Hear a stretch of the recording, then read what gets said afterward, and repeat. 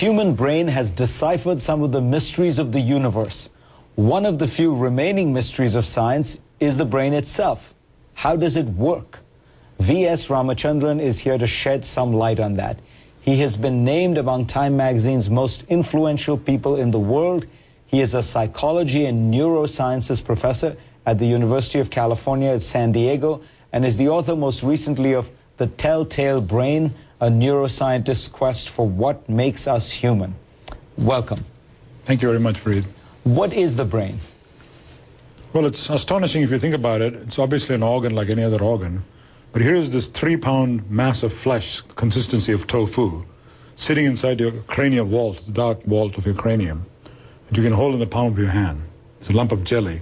Yet it can contemplate the vastness of space, contemplate the meaning of infinity, think about love, charity, pity, ask disquieting questions about God and the meaning of existence, indeed pursue the Higgs boson, as people have done recently, and indeed even ask questions about introspect, about itself introspecting.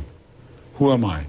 Who's doing the thinking? Who's doing the asking of these questions? One of the things you say in your book is that the way we learn about the brain, how it functions, is when it doesn't function, by studying damaged brains. I mean, because the brain seems so delicate, you know, is it possible to actually go in and fix it?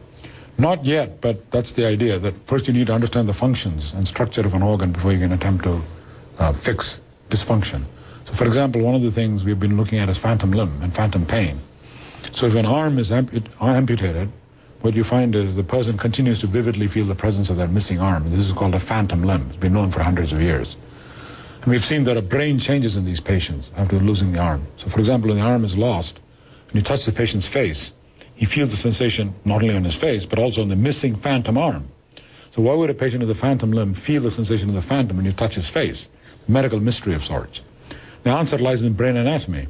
And we did an experiment to show how these things can actually help heal some of the pain. So, Professor, tell me what exactly I'm supposed to do here? Well, this is a demonstration of the mirror box technique, mirror visual feedback technique for treating phantom pain, some types of stroke, and chronic pain in an intact limb. And usually it comes in a big cardboard box or wooden box, but I'm going to just demonstrate it using a mirror propped up on the table. So what I'd like you to do, let's pretend for the sake of argument you're the patient, and your left arm is a phantom. But I want you to put so an amputated left arm, it doesn't exist, but I still feel as though I have a left arm. That's correct, and it's painful and it's cramped and it's in an awkward position. I want you to put your, if I may, your right hand here, and the left side, left arm, the phantom arm on the left side of the mirror. Okay. Hidden from you. Of course, it's a phantom, you won't see it anyway. Now, when you look inside, you get the look inside the mirror, you'll get the impression that the phantom has been resurrected by the mirror. Oh. Okay? And then now if you wiggle your fingers, or do anything different with the two fingers, two hands, you get this odd feeling of... Yes, if I push my left arm down and my right arm up, it feels very disorienting. That's correct, yeah.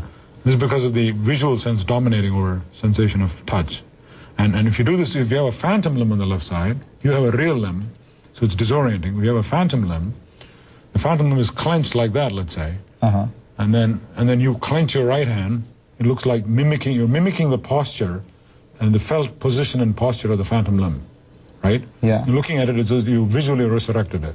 Now, from the clenched position, you're not able to unclench the phantom ordinarily, and it's very painful, the nails digging in the palm. Now I want you to open your right hand fingers, pretend you're opening the phantom fingers. Of course, you're seeing the phantom opening its fingers, and instantly in many patients, the spasm is released, and the phantom opens itself, and the pain goes away. They've now done clinical trials on this and found that it works in many patients. Not in all patients. Almost psychologically, through a psychological process, make the physical pain disappear. That's correct, but it's not psychological in the sense that you can't just shut your eyes and say, I'll imagine my phantom opening. You can't do that. So it's not psychological in that sense. You need the visual feedback kicking in. It's a real perceptual physiological process, mechanism, which you're tapping into in the brain. You can't use imagery to do it. It's fascinating, and at the very least, this is going to be a great party trick. Yeah, people love it in parties, actually. So this technique is used often in healing patients with amputations and things like that? What happens is you're missing an arm, the missing arm, the phantom, is clenched in an awkward position, often excruciatingly painful. So the phantom limb is paralyzed. Sounds like an oxymoron, but it's paralyzed and clenched. and painful. And you put a mirror there, you look, as you did, and you look at the reflection of your normal hand, you resurrected the phantom visually.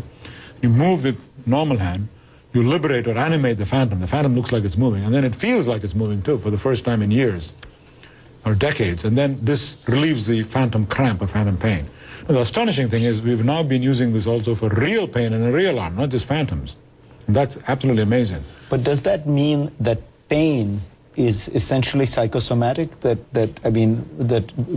even what seems like very searing physical pain is something in the mind that you can... Absolutely. You can trick the mind to stop thinking, to stop feeling pain? That's correct. There's an astonishing degree of back and forth interaction between the receptors in the periphery, the skin and bones and flesh, and your brain centers which are processing pain signals. This is not recognized widely before. Professor Ramachandran, pleasure to have you on. Thank you very much.